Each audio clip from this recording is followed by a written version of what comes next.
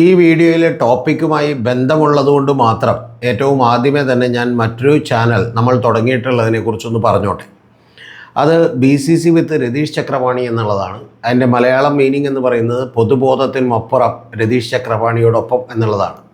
ഏറ്റവും ആപ്റ്റായിട്ടുള്ളൊരു പേരാണ് അതിനിടാൻ വേണ്ടി എന്നുള്ളത് ഞാൻ വിചാരിക്കുന്നു. കാരണം അതിൻ്റെ ഏറ്റവും ആദ്യത്തെ എപ്പിസോഡ് പുറത്തിറങ്ങി വളരെ വലിയൊരു റെസ്പോൺസാണ് കിട്ടിയത്. സത്യത്തിൽ നമ്മുടെ തിരക്ക് കാരണം അതിലൊരു റീല് പോലും നമുക്ക് കട്ട് ചെയ്തിടാൻ പറ്റിയിരുന്നില്ല.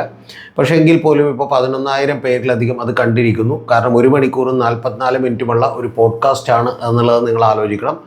1000 മണിക്കൂറുകളുടെ വാച്ചവേഴ്സിലേക്ക് കൂടി അത് എത്തിയിരിക്കുന്നു എന്നുള്ളതിൽ എനിക്ക് വലിയ സന്തോഷം. എന്ന് പറഞ്ഞാൽ കണ്ട ആളുകളൊക്കെ തന്നെ അത് വളരെ ഗംഭീരമായി കണ്ടിട്ടുണ്ട്. അപ്പോൾ ആ പോഡ്കാസ്റ്റിൽ ചർച്ച ചെയ്ത ടോപ്പിക്കും ഇതുമായിട്ട് ബന്ധമുള്ളതുകൊണ്ടാണ് നമ്മളിതെല്ലാം തന്നെ ഒന്ന് റിപ്പീറ്റ് ചെയ്യുന്നത്. ആ ടോപ്പിക്ക് നമ്മൾ പറഞ്ഞിരുന്നൊരു കാര്യം, 2021 പിണറായി വിജയൻ സർക്കാർ അധികാരത്തിലേക്ക് വരുമ്പോൾ 2016 നേടിയതിനേക്കാൾ 2% വോട്ടുകളുടെ കൂടുതലുണ്ടായിരുന്നു. കൂടാതെ അദ്ദേഹത്തിന് 8 സീറ്റുകളുടെ വരെ വർധനവുണ്ടാക്കാൻ കഴിഞ്ഞു എന്നുള്ളതുമൊക്കെ തന്നെ യാഥാർത്ഥ്യമായിട്ടുള്ളൊരു കാര്യമാണ്. കേരളീയ ചരിത്രത്തിൽ അത്തരത്തിൽ വീണ്ടും ഒരു തുടർ ഭരണം ഒരേ മുഖ്യമന്ത്രിക്ക് തന്നെ ഉണ്ടാകുന്നത് അനിതസാധാരണമായിട്ടുള്ളൊരു കാഴ്ചയായിരുന്നു എന്നുള്ളത് നമുക്കെല്ലാവർക്കും അറിയാം. അപ്പോൾ അത്തരത്തിൽ അതിനു മുമ്പ് 5 കൊല്ലം മുമ്പ് അദ്ദേഹത്തിൻ്റെ ക്യാരക്ടറിൽ വ്യത്യാസമൊന്നും ഉണ്ടായില്ല. പിന്നെ 2021 മുതൽ 26 വരെയും വലിയ വ്യത്യാസമൊന്നും ഉണ്ടായില്ല. പക്ഷേ എങ്ങനെയാണ് അദ്ദേഹം 2021 മുതൽ 26 എത്തിയപ്പോഴേക്ക് 35 സീറ്റുകളിലേക്ക് ഒതുങ്ങുകയും അദ്ദേഹത്തിനോടുള്ള താല്പര്യം ജനങ്ങൾക്ക് നഷ്ടമാവുകയും ചെയ്തത് എന്നുള്ളതിനെക്കുറിച്ച് വളരെ വിശദമായി പ്രതിപാദിക്കുന്ന ഒരു പോഡ്കാസ്റ്റ് ആയിരുന്നു അത്. ആ പോഡ്കാസ്റ്റിൽ ഇത്തരത്തിലുള്ള ഒരു മാധ്യമങ്ങളും രാഷ്ട്രീയങ്ങളും അതുപോലെ ബിസിനസ്സുകാരും ഒക്കെ ചേർന്ന് നടത്തിയിട്ടുള്ള ഗൂഢാലോചനകളുടെ ഫലമായി അവർ കൃത്യമായി നടപ്പിലാക്കിയിട്ടുള്ള പദ്ധതികളുടെ ഫലമായി എങ്ങനെയാണ് പിണറായി വിജയൻ സർക്കാരിൻ്റെ ജനപിന്തുണ പതുക്കെ നഷ്ടപ്പെട്ടത് എന്നുള്ളത് ഞാൻ വളരെ കൃത്യമായി അതിനകത്ത് പറഞ്ഞിട്ടുണ്ട്. അതുകൊണ്ട് കാണാത്ത എല്ലാവരും തന്നെ അത് കാണണം എന്നാണ് എനിക്ക് ആദ്യം പറയാനുള്ളത്. പക്ഷേ ആ ടോപ്പിക്കിൽ പറയാതിരുന്നൊരു ടോപ്പിക്കാണ് ഇന്ന് നമ്മളിവിടെ ചർച്ച ചെയ്യുന്നത്. അത് പിണറായി വിജയനും LDF ഗവൺമെൻറ്റിനും ഒക്കെ പറ്റിയിട്ടുള്ള പിഴവുകൾ എന്താണ് എന്നുള്ളതാണ് നമ്മളിവിടെ ചർച്ച ചെയ്യുന്ന പ്രധാനപ്പെട്ട കാര്യം. ഈ പിഴവുകൾ കൊണ്ടൊന്നുമല്ല ഒരു ജനസമ്മതി ഉണ്ടാകുന്നതും അല്ലെങ്കിൽ ഒരു പൊതുവായിട്ടുള്ള നല്ലതാണെന്ന് പറയുന്ന തോന്നലുണ്ടാകുന്നതും എന്നൊക്കെ വാസ്തവമായിട്ടുള്ളൊരു കാര്യമാണ്. നമുക്കതൊക്കെ സമ്മതിക്കാൻ പലപ്പോഴും ബുദ്ധിമുട്ടുണ്ട്. നമ്മളങ്ങനെ ആളുകൾ പറയുന്നത് കേൾക്കുകയോ പരസ്യങ്ങൾ കാണുകയോ ഒന്നും ചെയ്തുകൊണ്ട് നമ്മൾ ഇൻഫ്ലുവൻസ്ഡ് ആകുന്നില്ല എന്നൊക്കെ നമ്മൾ പറയും. പക്ഷേ യാഥാർത്ഥ്യം മറ്റൊന്നാണ്. നമ്മുടെ ചിന്തകളെയൊക്കെ സ്വാധീനിക്കാൻ കഴിയുന്ന നിരവധി കാര്യങ്ങൾ ലോകത്ത് സംഭവിച്ചുകൊണ്ടിരിക്കുന്നു. അതിൻ്റെയൊക്കെ ഭാഗമായി നമുക്കുണ്ടാകുന്ന തോന്നലുകളാണ് പലപ്പോഴും നമ്മൾ ശരിയാണെന്ന് വിചാരിച്ചുകൊണ്ട് പലപ്പോഴും തെരഞ്ഞെടുപ്പ് വോട്ട് ചെയ്യുന്നത് മുതൽ ഒരു പേസ്റ്റ് തിരഞ്ഞെടുക്കുന്നവരെയുള്ള കാര്യങ്ങളിൽ നടക്കുന്നത് എന്നുള്ളത് വാസ്തവമാണ്. ഈ വീഡിയോ കേട്ടുകൊണ്ടിരിക്കുന്ന എത്ര പേർക്കറിയാം ഇപ്പോൾ കോൾഗേറ്റ് എന്ന് പറയുന്ന ഒരു പ്രൊഡക്റ്റ് അല്ലെങ്കിൽ ഒരു ടൂത്ത് പേസ്റ്റ് എത്രത്തോളം നല്ലതാണ് നമ്മുടെ ശരീരത്തിന് എന്നുള്ളത് നിങ്ങൾക്കാർക്കെങ്കിലും അറിയുമോ? യഥാർത്ഥത്തിൽ 99% പേർക്കും അതിൻ്റെ കാര്യങ്ങളൊന്നും അറിയില്ല. പക്ഷേ എല്ലാവരും മേടിച്ച് ഉപയോഗിക്കുന്നുണ്ട്. അതുകൊണ്ട് നമ്മളും മേടിച്ച് ഉപയോഗിക്കുന്നു എന്നുള്ള രീതിയിലാണ് നമ്മളത് എടുക്കുന്നത്. അതായിരിക്കും നല്ലത് എന്നുള്ളത് നമ്മൾ വിചാരിക്കുന്നു. അതേസമയം അത്രയൊന്നും സുന്ദരമല്ലാത്ത പാക്കിങ്ങിൽ ഏതെങ്കിലും പ്രൊഡക്റ്റ് ഇരുന്നാൽ നമുക്ക് എടുക്കാനൊരു മടിയുണ്ടാകും എന്നുള്ളതൊക്കെ വാസ്തവമാണ്. പണ്ടൊക്കെ ഉമിക്കിരി ഉപയോഗിച്ചുകൊണ്ടിരുന്നു. ഇപ്പോൾ നമ്മൾ ഉമിക്കിരി ഒന്നും കിട്ടിയാൽ പോലും ഉപയോഗിക്കില്ല എന്നുള്ളതൊക്കെ വാസ്തവമായിട്ടുള്ളൊരു കാര്യമാണ്. ഈ പെപ്സിയും കൊക്കോ കോളയും ഒക്കെ എങ്ങനെയാണ് കേരളത്തിൽ വിറ്റഴിയുന്നത്, എന്തുകൊണ്ടാണ് കരിക്ക് അത്രത്തോളം വിറ്റഴിയാത്തത് എന്നൊക്കെ ചോദിച്ചാൽ പോലും പ്രധാനപ്പെട്ട ചോദ്യമാണ്. നമുക്കതുകൊണ്ടുള്ള ഗുണങ്ങളെക്കാളേറെ നമ്മുടെ ശീലങ്ങളിലേക്ക് അവരെങ്ങനെ എത്തിക്കുന്നു എന്നുള്ളതൊക്കെ വളരെ ഇമ്പോർട്ടൻ്റ് ആയിട്ടുള്ള കാര്യമാണ്. പലപ്പോഴും അതുകൊണ്ട് തന്നെ പരസ്യങ്ങളൊക്കെ നമ്മളെ വല്ലാതെ സ്വാധീനിച്ചുകൊണ്ടിരിക്കുന്നു എന്നുള്ളത് യാഥാർത്ഥ്യമാണ്. അത് യഥാർത്ഥത്തിൽ ഇപ്പോൾ ഇലക്ഷനിലേക്കും പൊളിറ്റിക്സിലേക്കും രാഷ്ട്രീയത്തിലേക്കും തെരഞ്ഞെടുപ്പുകളിലേക്കും ഒക്കെ വന്നിട്ടുണ്ട് എന്നുള്ളതാണ് ഏറ്റവും പ്രധാനപ്പെട്ടൊരു കാര്യം. ഇപ്പം നമ്മുടെ സൗന്ദര്യബോധം തന്നെ അതെങ്ങനെയാണ് രൂപപ്പെട്ടത് എന്നുള്ളത് എൻ്റെ പ്രിയപ്പെട്ട പ്രേക്ഷകർ എപ്പോഴെങ്കിലും ആലോചിച്ചിട്ടുണ്ടോ? നമ്മളൊക്കെ വിചാരിക്കുന്നത് പോലെ മെലിഞ്ഞിരിക്കുന്നതാണ് സൗന്ദര്യമെന്നും 6 പാക്ക് ഉണ്ടാകുന്നതാണ് സൗന്ദര്യമെന്നും ഒക്കെ നമുക്ക് തോന്നാൻ തുടങ്ങിയത് എന്ന് മുതലാണ് എന്ന് ചോദിച്ചാൽ നിങ്ങൾക്ക് വലിയ ധാരണയൊന്നും കിട്ടിയില്ലെങ്കിലും നമ്മുടെ പുതിയ യങ് ജനറേഷനും അതുപോലെ പഴയ ജനറേഷനും ഒക്കെ ഇപ്പോൾ അത്തരത്തിലുള്ള തോന്നലുകൾ ഉണ്ടായിട്ടുണ്ട്. ആ തോന്നലുകൾ ഉണ്ടായതിൻ്റെ പ്രധാനപ്പെട്ട കാര്യമെന്ന് പറയുന്നത് വലിയ ബിസിനസ് ഗ്രൂപ്പുകളുടെ ഗൂഢാലോചന നടത്തി അവർ കണ്ടെത്തിയ തന്ത്രമാണ് എന്ന് പറഞ്ഞാൽ നിങ്ങൾക്ക് വിശ്വസിക്കാൻ പറ്റുമോ? പറ്റിയാലും ഇല്ലെങ്കിലും വാസ്തവം അതാണ്. യഥാർത്ഥത്തിൽ അതിൻ്റെ ഭാഗമായിട്ടാണ് ഇന്ത്യ പോലെയുള്ള നിരവധി രാജ്യങ്ങളിൽ ലോകസുന്ദരികളെയും അതുപോലെ വിശ്വസുന്ദരികളെയും ഒക്കെ തിരഞ്ഞെടുക്കപ്പെടുന്ന മത്സരങ്ങൾ നടത്തിയത്. എനിക്കിപ്പോഴും ഓർമ്മയുണ്ട്. ABCL എന്ന് പറയുന്ന അമിതാഭ് ബച്ചൻ കോർപ്പറേഷൻ ലിമിറ്റഡാണ് ഇത്തരത്തിൽ വിശ്വസുന്ദരിയെ തിരഞ്ഞെടുക്കാനുള്ള മത്സരമൊക്കെ നടത്തിയത്. അതിലൊരാളായി സുസ്മിത സെന്നും അതുപോലെ തന്നെ മറ്റൊരാളായി ഐശ്വര്യ റായും ഒക്കെ മാറിയെന്ന് നമ്മൾ കണ്ടു. അപ്പോൾ ഇത്തരത്തിലുള്ള സൗന്ദര്യ മത്സരങ്ങളൊക്കെ നടത്തിക്കൊണ്ട് നേരത്തെ കേരളത്തിലൊക്കെ ഉണ്ടായിരുന്ന ഒരു സങ്കല്പം എന്ന് പറയുന്നത് വലിയ തടിച്ച വണ്ണമുള്ള സ്ത്രീകളാണ് പലപ്പോഴും കാണാൻ സുന്ദരികളെന്ന് വിചാരിച്ചുകൊണ്ടിരുന്ന നമ്മൾ, അതുപോലെ വലിയ വണ്ണമുള്ള പുരുഷന്മാരാണ് വീട്ടിലൊക്കെ സാമ്പത്തികമുള്ള ആളുകൾ എന്ന് വിചാരിച്ചുകൊണ്ടിരുന്ന നമ്മൾ, പക്ഷെ പിന്നീട് മെലിഞ്ഞിരിക്കുന്നതാണ് സൗന്ദര്യം എന്ന് പറയുന്ന തോന്നലുണ്ടാക്കിയത് ഒരു ഗ്ലോബലായിട്ടുള്ള ഒരു പദ്ധതിയുടെ ഭാഗമായിട്ടാണ്. കാരണം ഓരോ രാജ്യത്തുമൊക്കെ തന്നെ ഓരോ സൗന്ദര്യബോധവും സൗന്ദര്യ സങ്കല്പങ്ങളും ഒക്കെ ഉണ്ടെങ്കിൽ സ്വാഭാവികമായിട്ടും ഒരേ പ്രൊഡക്റ്റ് വിറ്റഴിക്കാൻ കഴിയില്ല. ഇപ്പം മരുത്വ പഞ്ചജീരക ഗുണം എന്ന് പറയുന്ന ഒരു സാധനം ഇവിടെ വിറ്റഴിക്കുന്നുണ്ടായിരുന്നു എന്ന് പറഞ്ഞാൽ നിങ്ങളുടെ ശരീരം പുഷ്ടിപ്പെടുന്നതിന് വേണ്ടിയാണ്. അതൊക്കെ പണ്ട് കാലത്ത് വിറ്റുകൊണ്ടിരുന്നതാണ്. ഇപ്പോൾ ആളുകൾ ഗ്രീൻ ടീ മേടിച്ചുകൊണ്ട് മെലിയാനുള്ള വഴികളാണ് നോക്കുന്നത് എന്നുള്ളത് നമുക്കറിയാം. കാരണം നമ്മുടെ സൗന്ദര്യബോധം സിനിമകളിലൂടെ അതുപോലെ തന്നെ ഇത്തരം സൗന്ദര്യ മത്സരങ്ങളിലൂടെ വ്യാപകമായ പ്രചരണങ്ങളിലൂടെ അവർ മാറ്റിയെടുത്തതാണ്. അതുപോലെ വെളുത്തിരുന്നില്ലെങ്കിൽ എന്തോ കുഴപ്പമാണ് എന്ന് വിചാരിക്കാൻ തുടങ്ങിയതുകൊണ്ടാണ് സാധാരണ നമ്മളിവിടെ ആളുകൾ ക്രീമൊന്നും ഉപയോഗിക്കാറുണ്ടായില്ല. പക്ഷേ വെളുക്കാനുള്ള ക്രീം നമ്മൾ എല്ലാവരും തന്നെ മേടിച്ച് പുരട്ടാൻ തുടങ്ങിയത്. എല്ലാവരും തന്നെ എന്നു മുതലാണ് ലിപ്സ്റ്റിക് ഉപയോഗിക്കാൻ തുടങ്ങിയത്. നമ്മുടെ സാധാരണ നാച്ചുറലായിട്ടുള്ള ചുണ്ടുകൾക്ക് സൗന്ദര്യമില്ല എന്ന് വിചാരിക്കാൻ തുടങ്ങിയത്. അതില്ലെങ്കിൽ പുറത്തേക്ക് ഇറങ്ങാൻ പലപ്പോഴും ആളുകൾക്കൊരു കോൺഫിഡൻസ് ഇല്ല എന്നൊക്കെ പറയുന്നതൊക്കെ ഞാൻ കേട്ടിട്ടുണ്ട്. അപ്പോൾ ഇതൊക്കെ എന്നു മുതലാണ് തുടങ്ങിയത് എന്ന് ചോദിച്ചാൽ ഇതുവഴിയൊക്കെ തന്നെ 1 ലക്ഷക്കണക്കിന് കോടി രൂപയുടെ കോടിക്കണക്കിന് കോടാനുകോടി രൂപയുടെ കച്ചവടം നടക്കുന്നതുകൊണ്ടാണ്. ട്രെഡ്മില്ലുകൾ വിൽക്കുന്നതിലൂടെയും ലിപ്സ്റ്റിക്കുകൾ വിൽക്കുന്നതിലൂടെയും നെയിൽ പോളിഷ് വിൽക്കുന്നതിലൂടെയും ടൈറ്റായിട്ടുള്ള ഇറുകിയ ഡ്രസ്സുകൾ വിൽക്കുന്നതിലൂടെ പലപ്പോഴും നേരത്തേക്ക് ഒരു ഷർട്ട് ഫാദറിനും അതുപോലെ ബ്രദറിനും ഈ പറഞ്ഞ പോലെ നമ്മുടെ 2 കുട്ടികളുണ്ടെങ്കിൽ അവർക്കൊക്കെ ഉപയോഗിക്കാൻ കഴിയുമായിരുന്നെങ്കിൽ അങ്ങനെയൊന്നും ഉപയോഗിക്കാൻ കഴിയാത്ത ഒരു സൗന്ദര്യ സങ്കല്പത്തിലേക്ക് നമ്മളെ മാറ്റിയതാണ്. അതിന് പിന്നിൽ ട്രെഡ്മില്ല് മുതൽ നിങ്ങളറിയുന്ന വെളുക്കാൻ തേക്കുന്ന ക്രീം മുതലുള്ള നിരവധി പരസ്യങ്ങളിലൂടെ വിൽക്കുന്ന കോടാനുകോടി പ്രൊഡക്റ്റുകളുടെ ബിസിനസ്സാണ് നടക്കുന്നത്. അതെല്ലാം തന്നെ ലോകത്തെമ്പാടും ഒരുപോലെ ചെയ്യാൻ ഇപ്പോൾ അവർക്ക് പറ്റും. കാരണം ആഫ്രിക്കയിലെയും അതുപോലെ അമേരിക്കയിലെയും ഇന്ത്യയിലെയും ഏഷ്യയിലെയും ഒക്കെ സൗന്ദര്യബോധത്തെ ഒരുപോലെ ആക്കി മാറ്റാനായിട്ട് അവർക്ക് കഴിഞ്ഞിട്ടുണ്ട് എന്നുള്ളത് വാസ്തവമാണ്. യഥാർത്ഥത്തിൽ ഇതിൻ്റെ തന്നെ ഒരു ചെറിയ രൂപമാണ് രാഷ്ട്രീയത്തിലൊക്കെ തന്നെ ഇപ്പോൾ കാണുന്നത്. കഴിഞ്ഞ 10, 20, 25 കൊല്ലത്തെ ഒരു പ്രൊജക്റ്റാണ് വെസ്റ്റ് ബംഗാളിൽ നടപ്പിലാക്കിയത്. അതുമായി ബന്ധപ്പെട്ട് ഞാൻ വിശദമായിട്ട് മറ്റൊരു വീഡിയോ ചെയ്യുന്നുണ്ട്, അതുകൊണ്ട് അതിലേക്ക് കടക്കുന്നില്ല. പക്ഷേ എങ്ങനെയാണ് ഈ പറയുന്ന മതവും അതുപോലെ തന്നെ വിശ്വാസവും ഒക്കെ തന്നെ ജയ് ശ്രീരാം വിളികളും ഒക്കെ തന്നെ പ്രശ്നമായി തീരുന്നതെന്നും യഥാർത്ഥത്തിൽ അതിൽ പകുതി അവർ വിജയിക്കുന്നത് അതേ വിഷയങ്ങളെ അഡ്രസ്സ് ചെയ്യാൻ വേണ്ടി മമതാ ബാനർജിയും മറ്റു രാഷ്ട്രീയ പാർട്ടികളുമൊക്കെ തയ്യാറാകേണ്ട നിർബന്ധിതമായിട്ടുള്ള അവസ്ഥയിലേക്ക് അവർ എത്തിക്കുകയും ചെയ്യുന്നതുകൊണ്ടാണ്. അങ്ങനെ എത്തിച്ചതിൻ്റെയൊക്കെ ഭാഗമായിട്ടുള്ള ഒരു കൾമിനേഷനിലാണ് ഏറ്റവും ഒടുവിൽ ഇപ്പോൾ 80 സീറ്റുകൾ നേടിക്കൊണ്ട് 200-ലധികം സീറ്റുകൾ നേടിക്കൊണ്ട് BJP അധികാരത്തിൽ വന്നതും 80 സീറ്റുകൾ നേടി മമതാ ബാനർജി പുറത്തേക്ക് പോകേണ്ടി വന്നതും.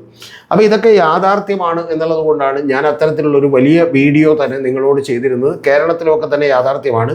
അല്ലാതെ ഇവർക്ക് പറ്റുന്ന പിഴവുകൾ കൊണ്ടിട്ട് മാത്രമല്ല ഒരു പൊതുബോധ നിർമ്മിതി ഉണ്ടാകുന്നത്. പൊതുബോധങ്ങൾ യഥാർത്ഥത്തിൽ ഇത്തരത്തിലുള്ള വലിയ പ്രപ്പകാണ്ഡകളിലൂടെ മാധ്യമ സ്വാധീനങ്ങളിലൂടെ അവർ പറയുന്ന വാർത്തകളിലൂടെയൊക്കെ തന്നെ നമ്മൾ അറിയാതെ സ്വാധീനിക്കപ്പെടുകയാണ് എന്നുള്ളതാണ് വാസ്തവം. എങ്കിൽ പോലും ഞാൻ പറഞ്ഞു വന്നത് ഇതൊക്കെ ഉണ്ടെങ്കിൽ പോലും ഈ LDF ഗവൺമെൻറ്റിനും പിണറായി വിജയനും ഒക്കെ തന്നെ പിഴവുകൾ പറ്റിയിട്ടില്ലേ എന്നുള്ളതാണ് നമ്മളിന്ന് വീഡിയോയിൽ ചർച്ച ചെയ്യാൻ പോകുന്ന കാര്യം. തീർച്ചയായിട്ടും നിരവധി പിഴവുകൾ പറ്റിയിട്ടുണ്ട്. പലപ്പോഴും ഇതിനെയൊക്കെ നേരിടുന്നതിൽ വലിയ പരാജയമുണ്ടായിട്ടുണ്ട്. അത് ആ പോഡ്കാസ്റ്റിൽ ഉൾപ്പെടുത്താൻ കഴിയാതെ പോയത് അതിൻ്റെ വിസ്താരഭയം എന്നാണ്. അപ്പോൾ അതുകൊണ്ട് തന്നെ അതിൽ ചില സൂചനകൾ മാത്രമേ നമ്മൾ കൊടുത്തിട്ടുള്ളൂ. അതുകൂടി വിശദമായി നമ്മൾ ഈ വീഡിയോയിൽ ഡിസ്കസ് ചെയ്യുകയാണ്. അതിലേറ്റവും പ്രധാനപ്പെട്ടൊരു കേസ് എന്ന് പറയുന്നത് നിങ്ങൾ അറിയേണ്ടത് മൈക്കിനെതിരെ കേസെടുത്തു എന്നുള്ളതാണ്. യഥാർത്ഥത്തിൽ മൈക്ക് പിണറായി വിജയൻ പ്രസംഗിച്ചുകൊണ്ട് നിൽക്കുന്ന മൈക്കൊന്ന് ഹൗളിപ്പെടുകയും ആ ഹൗളിങ് ഉണ്ടായപ്പോഴേക്കും അവിടെ തന്നെ കൃത്യമായി നിങ്ങൾ പറഞ്ഞാൽ ആ ആൾ എന്ന് പറയുന്നത് ഈ മൈക്ക് ഓപ്പറേറ്റർ എന്ന് പറയുന്ന ഒരു കോൺഗ്രസ് അനുഭാവിയാണെന്നും അതിൻ്റെ പിന്നിൽ എന്തെങ്കിലും തരത്തിലുള്ള ഗൂഢാലോചനയുണ്ട്, ഇത് മനഃപൂർവ്വം വരുത്തിച്ചതാണോ എന്നൊക്കെ പരിശോധിക്കാൻ പോലീസുകാർ തയ്യാറായി എന്നുള്ളത് വാസ്തവമാണ്. പക്ഷെ തയ്യാറായി എന്നുള്ളത് കൊണ്ട് അയാളെ പിടിച്ച് ജയിലിലടക്കുകയോ അല്ലെങ്കിൽ ശിക്ഷിക്കുകയോ ഒന്നും ചെയ്തില്ല. പകരം അദ്ദേഹം മൈക്കും ആംപ്ലിഫയറും ഒക്കെ ആയിട്ട് വരാൻ പറഞ്ഞു. ആ തന്നെ വരാൻ പറയേണ്ട ആവശ്യമില്ല, ആളോട് വിളിച്ച് അന്വേഷിക്കേണ്ട കാര്യമുള്ളൂ. പക്ഷേ വരാൻ പറഞ്ഞു. ആ പോലീസ് ഉദ്യോഗസ്ഥർ അത് വരാൻ പറഞ്ഞതിന് ശേഷം യഥാർത്ഥത്തിൽ അദ്ദേഹത്തെ ചോദ്യം ചെയ്തതിന് ശേഷം വിട്ടയച്ചു. ഒരു സംശയമുണ്ടെങ്കിൽ പോലീസുകാർക്ക് അത് ചെയ്യാനുള്ള എല്ലാ സ്വാതന്ത്ര്യമുണ്ട് എന്ന് പറയുന്നു. പക്ഷേ പ്രധാനപ്പെട്ട ഒരു കാര്യം, അതുമായി ബന്ധപ്പെട്ട് വന്ന വാർത്തകളൊക്കെ തന്നെ മൈക്കിനെതിരെ കേസെടുത്തിരിക്കുന്നു എന്നുള്ളതാണ്. ഞാനടക്കമുള്ള ആളുകൾ അന്ന് പറഞ്ഞു പോയതാണ്. കേട്ടപ്പോൾ നമ്മളടക്കം അമ്പരന്ന് പോയതാണ്. മൈക്കിനെതിരെ എങ്ങനെയാണ് കേസെടുക്കുക, മൈക്കിനെ തൂക്കിക്കൊല്ലാൻ വിധിക്കുമോ എന്നൊക്കെ നമ്മൾ ചോദിച്ചിട്ടുണ്ട്. പക്ഷേ യഥാർത്ഥത്തിൽ മൈക്കിനെതിരെ കേസെടുത്തു എന്നുള്ള ഒരു പ്രചാരണമാണ്. മൈക്കിനെതിരെ ഇങ്ങനെ സെക്ഷൻ ഇട്ട് കേസെടുക്കുകയല്ല ചെയ്തിട്ടുള്ളത്. പക്ഷേ ഇതൊന്നും തന്നെ വിശദീകരിക്കാൻ പാർട്ടി തയ്യാറായില്ല എന്ന് മാത്രമല്ല, യഥാർത്ഥത്തിൽ ഒരു ദിവസം കഴിയുമ്പോൾ പത്രസമ്മേളനം വിളിച്ചുകൊണ്ട് പിണറായി വിജയൻ പറയേണ്ടതായിരുന്നു, അല്ലെങ്കിൽ ഏതെങ്കിലും മന്ത്രിമാരെങ്കിലും പറയേണ്ടതായിരുന്നു, ഇത്തരത്തിൽ കേസെടുത്തിട്ടില്ല, ഞങ്ങൾ അറിഞ്ഞുകൊണ്ടല്ല കേസെടുത്തത്, ആ കേസെടുത്ത് കഴിഞ്ഞപ്പോൾ തന്നെ നമ്മൾ അയാളെ വെറുതെ വിടാൻ പറഞ്ഞു, കുഴപ്പമില്ല എന്ന് പറഞ്ഞു എന്ന് പറയേണ്ടത് ഒരു കാര്യമേ ഉള്ളൂ. എങ്കിൽ ആ ഇമേജ് കുറച്ചുകൂടി നമുക്ക് ഡാമേജ് ഉണ്ടാകാതെ സംരക്ഷിക്കാൻ കഴിയുമായിരുന്നു. ഈ നിലപാടുകൾ മൈക്കിനെതിരെ കേസ് എന്ന് പറയുന്ന വളരെ കൃത്യമായിട്ടുള്ള ഒരു വേർഡ് കോയിൻ ചെയ്യുകയും അത് വളരെ കൃത്യമായി ജനങ്ങളുടെ മനസ്സിലേക്ക് ആഞ്ഞടിച്ച് കയറ്റുകയും ചെയ്യുമ്പോൾ സംഭവിക്കുന്നത് എന്ത് എന്ന് ചോദിച്ചിട്ടുണ്ടെങ്കിൽ വലിയൊരു നെഗറ്റീവ് ഇമേജാണ് ഉണ്ടാകുന്നത്. ഇത്രമാത്രം അസഹിഷ്ണുതയോ എന്ന് പറയുന്ന ഒരു ഇമേജാണ് ഉണ്ടാകുന്നത്. അതേസമയം തന്നെ നിങ്ങളൊന്ന് ആലോചിച്ച് നോക്കണം, ഈ കഴിഞ്ഞ ദിവസങ്ങളിൽ നമുക്കറിയാം ഈ വി ഡി സതീശൻ ഗവൺമെൻറ് അധികാരമേറ്റെടുത്തതിൻ്റെ 2ാം ദിവസം തന്നെ കിഴക്കമ്പലത്ത് ഒരു ഒഴിപ്പിക്കലുമായി ബന്ധപ്പെട്ട് ഒരു 7 കുടുംബങ്ങളെ ഒഴിപ്പിക്കാൻ വേണ്ടിയിട്ട് പോലീസ് എത്തുകയും പോലീസ് അവിടെ വളരെ മോശമായി പെരുമാറുകയും ചെയ്തു. പക്ഷേ പെരുമാറിയപ്പോൾ തന്നെ മാധ്യമങ്ങളുടെ എല്ലാം നെറേറ്റീവ് എന്ന് പറയുന്നത് ഇത് പിണറായി കാലത്തെ പോലീസ് നടത്തിയിട്ടുള്ള ഗൂഢാലോചനയുടെ ഫലമായിട്ടാണ്, അല്ലാതെ 2 ദിവസമായിട്ടുള്ള ഒരു ഗവൺമെൻറ് ഒരിക്കലും ഇങ്ങനെ ചെയ്യില്ല.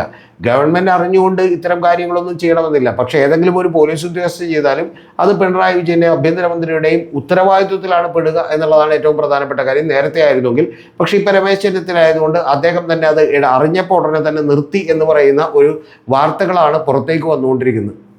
അപ്പോൾ അത്തരത്തിൽ പലപ്പോഴും കയ്യിലുള്ള മീഡിയകൾ ഉപയോഗിച്ച് പോലും ഇത് കൃത്യമായി ചെയ്യാൻ CPM-നൊന്നും കഴിഞ്ഞില്ല എന്നുള്ളത് ഒരു വാസ്തവമാണ്.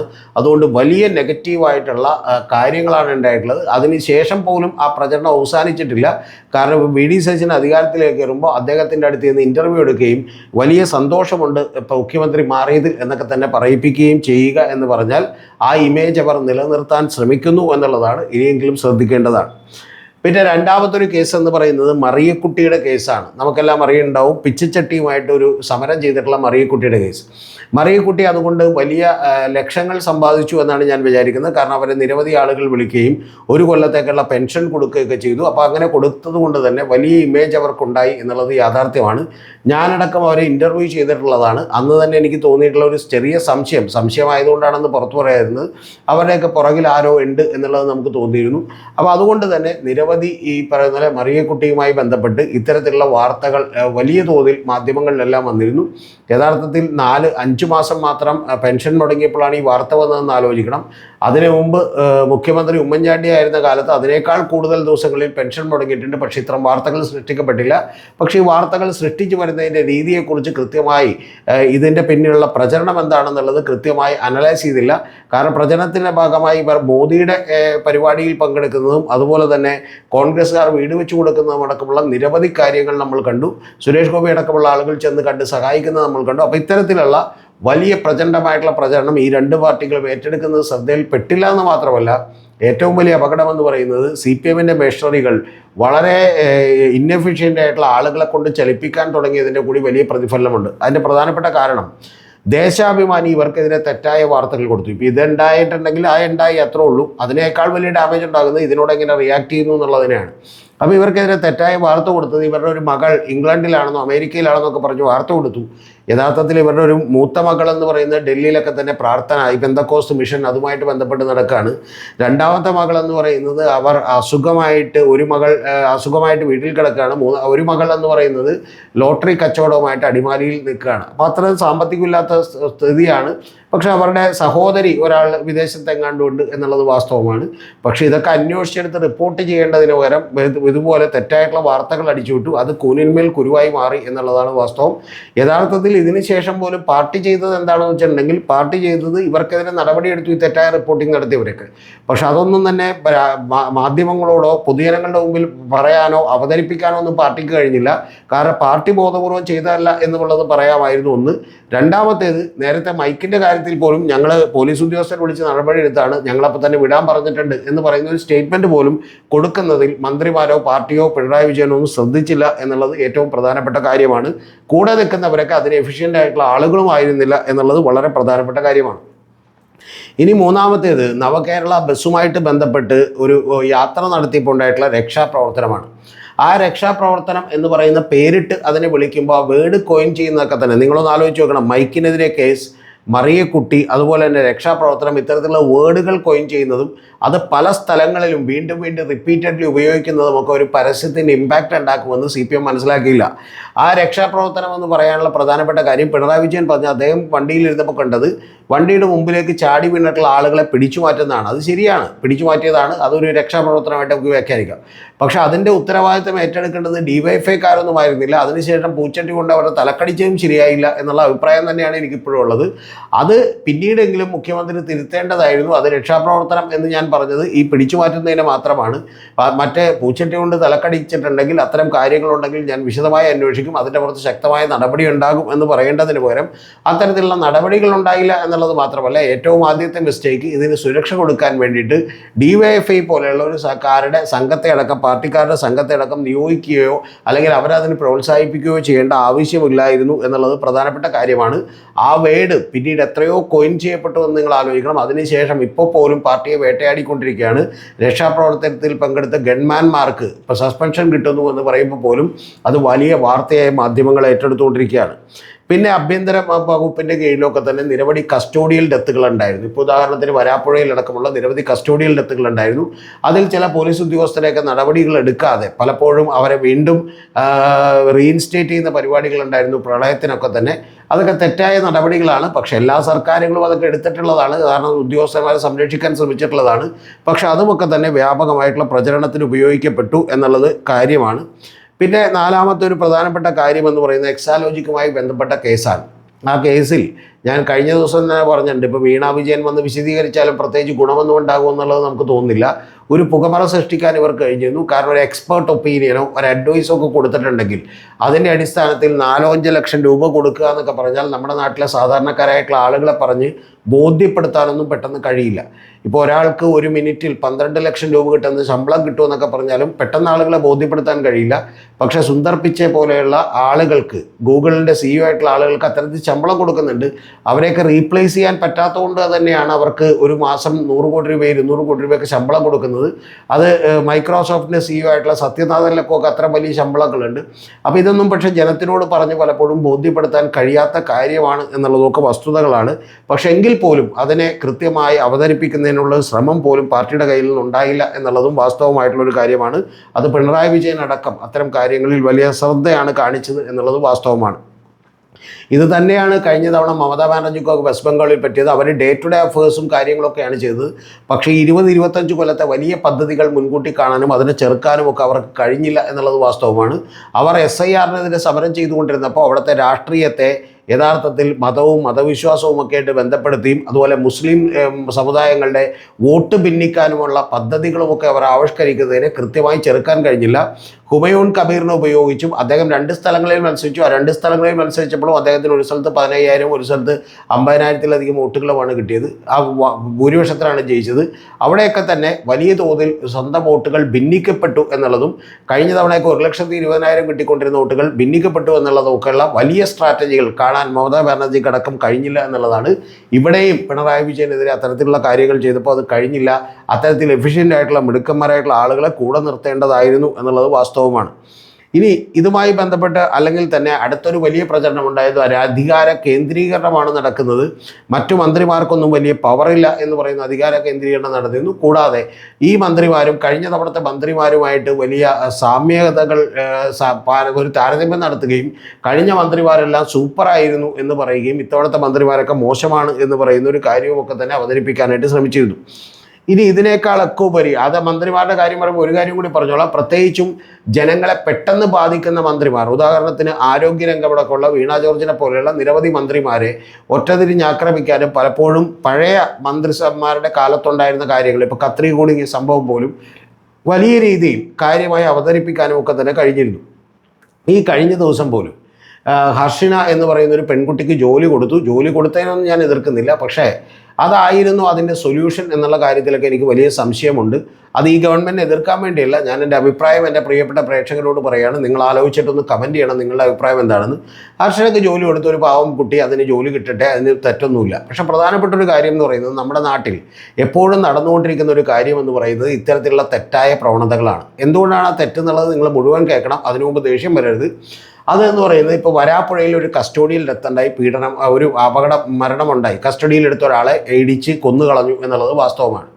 ഉടനെ സർക്കാരുകൾ ചെയ്യുന്ന പണി എന്താണെന്ന് വെച്ചാൽ സർക്കാരിൻ്റെ കയ്യിലിരിക്കുന്ന 10 ലക്ഷം രൂപയും പിന്നെ അദ്ദേഹത്തിൻ്റെ ഭാര്യയ്ക്ക് ജോലിയും കൊടുക്കുകയാണ് ചെയ്തിട്ടുള്ളത്. അപ്പോൾ നമുക്ക് ആർക്കും തന്നെ ഇതിനെ എതിർക്കാൻ പറ്റില്ല. പക്ഷേ ഇതിൻ്റെ ഒരു ഡേഞ്ചർ ഉണ്ട്. അതെന്താണെന്ന് കൂടി എൻ്റെ പ്രിയപ്പെട്ട പ്രേക്ഷകർക്ക് അറിയുമോ? ആർക്കും അക്കൗണ്ടബിലിറ്റി ഇല്ല. കാരണം ഇടിച്ചു കൊന്നത് ആരാണോ അവരുടെ കയ്യിൽ നിന്ന് വീട്ടിൽ നിന്ന് ഈ പണം ഈടാക്കി 10 ലക്ഷം രൂപ കൊടുക്കുകയും യഥാർത്ഥത്തിൽ അവർക്ക് ജോലിയിൽ നിന്ന് പിരിച്ചു വിട്ടുകൊണ്ട് അവർക്ക് പകരമായിട്ട് ഈ ആള് അപ്പോയിൻറ്റ് ചെയ്യുകയും വേണം എന്നുള്ളതാണ് എൻ്റെ അഭിപ്രായം. അതല്ലെങ്കിൽ സംഭവിക്കുന്നത് എന്താണെന്ന് വെച്ചാൽ ഏതെങ്കിലും ഒരു ഉദ്യോഗസ്ഥനോ ഒരു ഡോക്ടറോ ഒക്കെ തന്നെ ഇത്തരത്തിലുള്ള തെറ്റുകൾ ചെയ്യുമ്പോൾ അവർക്ക് യാതൊരുവിധ ഉത്തരവാദിത്വവുമില്ല. അവരിതിൽ നിന്ന് ഈസിയായിട്ട് രക്ഷപ്പെടും. കാരണം എന്താ, ഇപ്പം തന്നെ ഒരു ഡോക്ടർ കത്രി വെച്ച് പറഞ്ഞ ആളെ എന്ത് ചെയ്തു എന്നുള്ളത് നമുക്കറിയില്ല. പകരം ഗവൺമെൻറ്റിൽ സാധാരണ മെറിറ്റോറിയസ് ആയി ലഭിക്കേണ്ട, പരീക്ഷ എഴുതി സാധാരണ ഒരാൾക്ക് കിട്ടേണ്ട ജോലി ഇത്തരത്തിലുള്ള ഒരു അപകടം വേറൊരാൾ ചെയ്തതിൻ്റെ തെറ്റിൻ്റെ അടിസ്ഥാനത്തിൽ എന്ത് ചെയ്യുന്നു, അവർക്ക് കൊടുക്കുന്നു എന്ന് പറയുമ്പോൾ യഥാർത്ഥത്തിൽ ഒരു മര്യാദക്ക് പഠിച്ചു വരുന്ന ഒരു ഉദ്യോഗാർത്ഥിയുടെ ജോലി കൂടിയാണ് നഷ്ടപ്പെടുന്നത്. അപ്പോൾ അതൊക്കെ ഇനി നഷ്ടപ്പെട്ടാൽ പോലുമുള്ള പ്രധാനപ്പെട്ട കാര്യം എന്ന് പറയുന്നത് ഈ പറയുന്ന അക്കൗണ്ടബിലിറ്റി ഇല്ലാതാകുന്നു, ഉത്തരവാദിത്തം ഇല്ലാതാകുന്നു എന്ന് പറഞ്ഞാൽ വലിയ പ്രശ്നമുണ്ട്. എന്ന് പറഞ്ഞാൽ തെറ്റ് ചെയ്തവർ ശിക്ഷിക്കപ്പെടാതിരിക്കുകയും തെറ്റിൻ്റെ മുഴുവൻ ഉത്തരവാദിത്വം സ്റ്റേറ്റ് ഗവൺമെൻറ് ഏറ്റെടുക്കുകയും നമ്മളുടെ എല്ലാം നികുതി പണത്തിൽ നിന്ന് ഇതിനുള്ള പരിഹാരം തേടുകയും നമ്മുടെയൊക്കെ ഒരു അവസരം പറിച്ചുകൊണ്ട് ഇവർക്ക് ജോലികൾ കൊടുക്കുകയുമാണ് ചെയ്യുന്നത് എന്നുള്ളത് വാസ്തവമാണ്. ഞാനിപ്പോൾ ഹർഷീനക്ക് ജോലി കിട്ടട്ടെ, കാരണം ആ കുട്ടി ഒരുപാട് അനുഭവിച്ചതാണ്. പക്ഷേ പ്രധാനപ്പെട്ടൊരു കാര്യം, ഇത് യഥാർത്ഥത്തിൽ ഇങ്ങനെ ചെയ്യുന്നത് കൊണ്ട് ഈ പറയുന്ന തെറ്റുകൾ ആവർത്തിക്കപ്പെടാതിരിക്കില്ല എന്നുള്ളൊരു വസ്തുത എൻ്റെ പ്രിയപ്പെട്ട പ്രേക്ഷകർ കാണാതിരിക്കരുത്. അപ്പോൾ ഇത്തരത്തിലുള്ള നിരവധി സംഭവങ്ങൾ ഉണ്ടാവുന്നു. നമ്മൾ ടോപ്പിക്കിലേക്ക് തിരിച്ചു വന്നത്. ഇനി അടുത്തൊരു പ്രധാനപ്പെട്ട കാര്യം ന്യൂനപക്ഷങ്ങളുടെ അകൽച്ചയാണ്. ഈ ന്യൂനപക്ഷങ്ങളുടെ അകൽച്ച ഉണ്ടാകുന്നത് ദ ഹിന്ദുവിൽ വന്നിട്ടുള്ള അഭിമുഖത്തേക്കാൾ മുമ്പ് തന്നെ PV അൻവർ പുറത്തേക്കിറങ്ങുകയും നിരവധി കാര്യങ്ങൾ പറയുകയും അതുപോലെ തൃശ്ശൂർ പൂരം കലക്കുന്നതുമായി ബന്ധപ്പെട്ട് CPIയുടെ സുനിൽകുമാറിന് പോലും ബോധ്യപ്പെടാതിരിക്കുകയും ഒക്കെ ചെയ്യുമ്പോഴുണ്ടാകുന്ന ഒരു സാഹചര്യമുണ്ട്. കൂടാതെ നമ്മുടെ ADGP MR അജിത് കുമാർ ദത്താത്രേയ ഹൊസബളയുമായി നടത്തിയിട്ടുള്ള കൂടിക്കാഴ്ചകളുണ്ട്. ഇതെല്ലാം തന്നെ വളരെ കൃത്യമായൊന്നും വിശദീകരിക്കപ്പെട്ടില്ലെന്ന് മാത്രമല്ല, ഹിന്ദുവിൽ വന്നിട്ടുള്ള ഒരു ഇൻ്റർവ്യൂവിൽ മുഖ്യമന്ത്രി പറയാത്ത കാര്യങ്ങൾ എഴുതി ചേർത്തിട്ട് വെച്ചിട്ട് പോലും അത് വീണ്ടും റിപ്പീറ്റഡ്ലി ഉപയോഗപ്പെടുത്തുകയും യഥാർത്ഥത്തിൽ ഈ പറയുന്ന ന്യൂനപക്ഷങ്ങൾക്കകത്ത് BJPയും അതുപോലെ CPM തമ്മിൽ ഒരു അന്തർധാര ഉണ്ടെന്ന് തോന്നിപ്പിക്കാനും ഒക്കെ അവർക്ക് കഴിഞ്ഞു. ഇനി അതിനേക്കാൾ വലിയ പ്രധാനപ്പെട്ട കാര്യമെന്ന് പറഞ്ഞാൽ വെള്ളാപ്പള്ളിയുടെ നിരവധി പ്രസ്താവനകൾ തന്നെ പലപ്പോഴും കൃത്യതയില്ലാത്ത പ്രസ്താവനകളായിരുന്നു. അതിൽ ഒരുപാട് മിസ്റ്റേക്സ് ഉണ്ടായിരുന്നു എന്നുള്ള വാസ്തവമാണ്. അതെല്ലാം തന്നെ വീണ്ടും ആവർത്തിച്ച് പറയുകയും യഥാർത്ഥത്തിൽ CPM വെള്ളാപ്പള്ളിയെ തള്ളിപ്പറയാൻ തയ്യാറാകാതിരിക്കുകയും ചെയ്യുകയും അതിനാവശ്യമായ രീതിയിൽ അത് പറയാതിരിക്കുകയും ചെയ്തതുകൊണ്ടും പത്രക്കുറിപ്പിറക്കി സെക്രട്ടേറിയറ്റ് അതിനെ അപലപിച്ചു എന്നൊക്കെ യാഥാർത്ഥ്യമാണെങ്കിൽ പോലും പലപ്പോഴും അത് പ്രൊജക്റ്റ് ചെയ്ത് കാണിക്കുന്നതിൽ പരാജയപ്പെടുകയും ചെയ്തതുകൊണ്ട് ഇത്തരത്തിൽ മതന്യൂനപക്ഷങ്ങളുടെ ഭാഗത്ത് നിന്ന് വലിയ തോതിലുള്ള ഒരു കൺസോൾട്ടേഷൻ CPMനെതിരെ ഉണ്ടായി എന്നുള്ളതുമൊക്കെ തന്നെ യാഥാർത്ഥ്യമാണ്. ഇനി ഇതിലേക്ക് തന്നെ നിരവധി കാര്യങ്ങൾ പറയാനുണ്ട്. ഞാനിപ്പോൾ കുറേ കാര്യങ്ങൾ വിട്ടുപോയിട്ടുണ്ട്, കാരണം നമ്മളിത് സ്ക്രിപ്റ്റ് എഴുതി പ്രിപ്പയർ ഒന്നും ചെയ്ത് പറയുന്നതല്ല. ഇപ്പോൾ ആരിഫ് മുഹമ്മദ് ഖാനും അതുപോലെ തന്നെ ഗവൺമെൻറ്റുമായിട്ടുണ്ടായിട്ടുള്ള ഒരു വലിയ തർക്കത്തിൽ തന്നെ നമുക്ക് പലപ്പോഴും സാധാരണക്കാരായ ജനത്തിന് ആരിഫ് മുഹമ്മദ് ഖാനാണ് ശരിയെന്ന് തോന്നാൻ കാര്യം, KK രാഗേഷിൻ്റെ ഭാര്യ പ്രിയ രാഗേഷിന് അസിസ്റ്റൻറ്റ് പ്രൊഫസറായിരുന്നു. അവരെ അസോസിയേറ്റ് പ്രൊഫസറാക്കാൻ വേണ്ടിയിട്ടുള്ള ഒരു യുദ്ധമാണ് ഗവൺമെൻറ് നടത്തുന്നത് എന്ന് പറയുന്ന തോന്നലാണ് ആദ്യം ഉണ്ടായിട്ടുള്ളത്. അപ്പോൾ അത്തരത്തിലുള്ള തോന്നലുകൾ നിരവധി ഉണ്ടാകുമ്പോൾ അതിൻ്റെ യാഥാർത്ഥ്യങ്ങളൊന്നും വിശദീകരിക്കാൻ CPM തയ്യാറായില്ലെന്ന് മാത്രമല്ല, പലപ്പോഴും അതിൽ കൃത്യമായിട്ടുള്ള ഒരു ശരി, എന്തിനാണ് സ്വന്തം ഭാര്യയ്ക്ക് അസോസിയേറ്റ് പ്രൊഫസറാക്കാൻ വേണ്ടിയിട്ട് ഒരു വൈസ് ചാൻസലർ തന്നെ മാറ്റുന്നത് എന്ന് പറയുന്ന തോന്നൽ അക്കാലത്ത് സൃഷ്ടിക്കപ്പെട്ടു. ഞാനടക്കമുള്ള ആളുകൾ അത് പറഞ്ഞിട്ടുള്ളതാണ്. അപ്പോൾ അതുകൊണ്ട് തന്നെ ഇത്തരത്തിലുള്ള കാര്യങ്ങളിലൊക്കെ തന്നെ വലിയ തോതിലുള്ള വിശദീകരണം നൽകാൻ യഥാർത്ഥത്തിൽ CPMനും പിണറായി വിജയനും കഴിഞ്ഞില്ല. അല്ലെങ്കിൽ ഇത്തരത്തിലുള്ള തെറ്റായ ചില കാര്യങ്ങൾ ചെയ്തുകൊണ്ട് ഒരവസരം ഒരുക്കി കൊടുക്കുക കൂടി ചെയ്തു എന്നുള്ളത് വാസ്തവമാണ്. പക്ഷേ ഏറ്റവും പ്രധാനപ്പെട്ട കാര്യം, കഴിഞ്ഞ 10, 20, 25 കൊല്ലമായി കേരളത്തിൽ വളർന്നുകൊണ്ടിരിക്കുന്ന ഒരു പ്രോ സംഘപരിവാർ രാഷ്ട്രീയത്തിൻ്റെ വലിയ തോതിലുള്ള ഇടപെടലുകളും ആ രാഷ്ട്രീയം അവരുയർത്തുന്ന അജണ്ടകളിലേക്കും മറ്റ് രാഷ്ട്രീയ പാർട്ടികൾ എത്തിക്കൊണ്ടിരിക്കുന്നതും ശബരിമലയും അതുപോലെ തന്നെ തൃശ്ശൂർ പൂരവും വിശ്വാസവും അതുപോലെ വിശ്വാസമില്ലായ്മയും ഗണപതി മിത്താണെന്ന് പറയുന്നതുമൊക്കെ വലിയ പ്രധാനപ്പെട്ട പ്രശ്നങ്ങളായി മാറുകയും അങ്ങനെ ഒരു സാംസ്കാരിക മണ്ഡലത്തെ സ്വാധീനിക്കാൻ കഴിയുന്ന ലെവലിലേക്ക് BJP പ്രോ സംഘപരിവാരം എത്തുകയും പണ്ട് പൂക്കാസയും ശാസ്ത്ര സാഹിത്യ പരിഷത്തും ഒക്കെ അടക്കി വാണിരുന്ന സാഹിത്യ സാംസ്കാരിക രംഗങ്ങളിൽ നിന്ന് CPM പിന്മാറുകയും ചെയ്തു എന്നുള്ളതാണ് ലോങ് ടേം ആയിട്ടുള്ള മിസ്റ്റേക്ക് എങ്കിൽ ഞാൻ ഇതിനു മുമ്പ് നേരത്തെ പറഞ്ഞതാണ് ഇതിലേറ്റവും വലിയ മിസ്റ്റേക്കുകൾ. ഈ പിഴവുകൾ ഇനിയെങ്കിലും പാർട്ടി കണ്ണു തുറന്ന് കാണണം എന്നുള്ളത് കൂടിയാണ് എനിക്ക് CPM എന്ന് പറയുന്ന ഇടതുപക്ഷം എന്ന് പറയുന്ന ആളുകളോട് മൊത്തം പറയാനുള്ളത്. കാരണം ഇടതുപക്ഷം എന്ന് പറയുന്ന ഒരു പക്ഷം കേരളത്തിലും ഇന്ത്യയിലും ഒക്കെ ഉണ്ടാകേണ്ടത് വളരെ വളരെ ആവശ്യമാണ്. ഇത് യഥാർത്ഥത്തിൽ ഇപ്പോൾ പോലും ആ പ്രചരണങ്ങളെ തടുക്കാൻ ഒന്നും ചെയ്യാത്തത് കൊണ്ട് തന്നെ ഇടതുപക്ഷം ഇല്ലാതാകാനുള്ള സാധ്യതകൾ കൂടി വളരെ വളരെ വളരെ കൂടുതലാണ് എന്നുള്ളത് ഞാൻ പറഞ്ഞു നോക്കട്ടെ. നമ്മുടെ പുതിയൊരു ചാനൽ തുടങ്ങിയിട്ടുണ്ടെന്നുള്ളത് നിങ്ങളോട് ഏറ്റവും ആദ്യമേ തന്നെ പറഞ്ഞിരുന്നു. അതിൻ്റെ ചാനലിൻ്റെ പേര് BCC വിത്ത് രതീഷ് ചക്രപാണി എന്നാണ്. അതിലിട്ടുള്ള ഏറ്റവും ആദ്യത്തെ പോഡ്കാസ്റ്റ് കൂടി കണ്ടിട്ട് ഈ വീഡിയോ കണ്ടാലായിരിക്കും നിങ്ങൾക്ക് കുറച്ചുകൂടി കൃത്യമായിട്ടത് മനസ്സിലാകുന്നുണ്ടാവുക. അപ്പോൾ അതിൽ വിട്ടുപോയിട്ടുള്ള ചില കാര്യങ്ങളാണ് ഞാൻ ഇതിൽ പറഞ്ഞിട്ടുള്ളത്. അത്തരത്തിലുള്ള നിരവധി പോഡ്കാസ്റ്റുകൾ എടുക്കണമെന്ന് നമുക്ക് താല്പര്യമുണ്ട്. പക്ഷെ അത് വലിയ അധ്വാനം വേണ്ട, വലിയ പണച്ചെലവ് വേണ്ട ഒരു കാര്യം കൂടിയാണ്. അപ്പോൾ അതുകൊണ്ട് തന്നെ എൻ്റെ പ്രിയപ്പെട്ട പ്രേക്ഷകരുടെ സപ്പോർട്ട് കൂടി ഞാൻ ആവശ്യപ്പെടുന്നു. സപ്പോർട്ട് നിങ്ങൾക്ക് പലതരത്തിൽ ചെയ്യാവുന്നതാണ്. ഒന്ന്, നമ്മുടെ ഈ ചാനലിൽ മെമ്പർഷിപ്പ് എടുത്തുകൊണ്ട് ചെയ്യാം. മെമ്പർഷിപ്പ് എടുക്കണമെങ്കിൽ ലെവൽ 1 മുതൽ ലെവൽ 6 വരെയുള്ള മെമ്പർഷിപ്പുകളുണ്ട്. സബ്സ്ക്രിപ്ഷൻ്റെ തൊട്ട് സൈഡിൽ ജോയിൻ എന്ന് പറയുന്ന ബട്ടണിൽ പ്രസ് ചെയ്തുകൊണ്ട് മെമ്പർഷിപ്പ് എടുക്കാം. ആ മെമ്പർഷിപ്പ് എടുത്തിട്ടുണ്ടെങ്കിൽ നിങ്ങൾക്ക് പ്രത്യേകമായിട്ട് വീഡിയോകളൊന്നും ഉണ്ടാവില്ല. പക്ഷേ ഏതാനും ചില വീഡിയോകൾ നേരത്തെ കാണാം എന്ന് മാത്രമേ ഉള്ളൂ. അത്തരത്തിലുള്ള ചെറിയ ബെനിഫിറ്റുകളെ ഉണ്ടാവുള്ളൂ. പക്ഷേ നിങ്ങൾക്ക് തീർച്ചയായിട്ടും നമ്മളോട് താല്പര്യമുണ്ടെങ്കിൽ, നമ്മുടെ ചാനൽ നിലനിൽക്കണമെന്നുണ്ടെങ്കിൽ നിങ്ങളെ സപ്പോർട്ട് ചെയ്യാവുന്നതാണ്. ഇനി അതല്ല, നമ്മളെ കുറച്ചുകൂടി വലിയ രീതിയിൽ സപ്പോർട്ട് ചെയ്യണമെന്നുള്ള ആളുകൾക്ക് വേണ്ടിയിട്ട് നമ്മൾ തീർച്ചയായിട്ടും ഇതിൻ്റെ താഴെ ഗൂഗിൾ പേ നമ്പറും അക്കൗണ്ട് നമ്പറും കൂടി കൊടുത്തിട്ടുണ്ട്. അപ്പോൾ അങ്ങനെ സപ്പോർട്ട് ചെയ്യേണ്ടവർക്ക് അത് സപ്പോർട്ട് ചെയ്യാം. ഇനി ഇതൊന്നും ചെയ്യാൻ കഴിയാത്തവരും നിങ്ങൾ വിഷമിക്കേണ്ടതില്ല. തീർച്ചയായിട്ടും നമ്മുടെ വലിയ സപ്പോർട്ട് എന്ന് പറയുന്നത് വീഡിയോകൾ സ്ഥിരമായി കാണുകയും താഴെ അഭിപ്രായങ്ങൾ കമൻറ്റ് ചെയ്യുകയും ചെയ്യുക എന്നുള്ളത് തന്നെയാണ്. അപ്പോൾ അത്തരത്തിൽ കമൻറ്റുകൾ ഉൾപ്പെടുത്തിക്കൊണ്ടുള്ള വീഡിയോകൾ കൂടി നമ്മൾ ഉടനെ തന്നെ ചെയ്യും എന്ന് നിങ്ങളോട് പറഞ്ഞോട്ടെ. കൂടാതെ പുതിയ ചാനലിൽ ഉടനെ തന്നെ അടുത്തൊരു പോഡ്കാസ്റ്റ് കൂടി വന്നേക്കും. ആ പുതിയ ചാനലിൻ്റെ പേര് കൂടി മറന്നു പോകേണ്ട, BCC വിത്ത് രതീഷ് ചക്രപാണി എന്നാണ്. കാണാൻ മറക്കരുത്.